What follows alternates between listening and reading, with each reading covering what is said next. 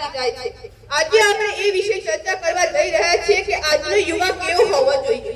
આજના યુવાનો વિશે કહેતા પહેલા હું તમને ઇતિહાસના એવા યુવાનો વિશે કહેવા માંગીશ કે જેને પોતાની માતૃભૂમિ માટે પોતાના પ્રાણ ત્યાગી દીધા।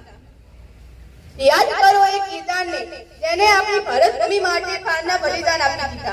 याद करो एक किरदार ने महाभारतना एक एवा किरदार ने जे 182 वर्ष जीव्या।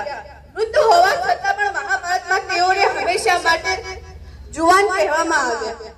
હું વાત કરી રહી છું કે વિશ્વ પિતામહ વૃદ્ધ હોવા છતાં પણ મહાભારતમાં તેમને યુવાન કહેવામાં આવ્યા, કારણ કે તેઓ જેટલા વર્ષ જીવ્યા તેટલું કર્મ અને નિષ્ઠાથી જીવ્યા। આ છે યુવાની, આને કહેવાય યુવાન। યાદ કરો એ છત્રપતિ શિવાજી, યાદ કરો એ મહારાણા પ્રતાપને, યાદ કરો એ મહારાણી લક્ષ્મીબાઈને, જેને પોતાના પુત્રને પોતાની પીઠ પાછળ બાંધીને આપણી માતૃભૂમિ માટે યુદ્ધ કરી અને આપણી માતૃભૂમિની રક્ષા કરી। આ છે યુવાની, આને કહેવાય યુવાની। એટલે જ આપણા સ્વામી વિવેકાનંદે એક સૂત્ર આપ્યું છે, ઉઠો જાગો અને દેહ પ્રાપ્તિ સુધી મંડ્યા રહો।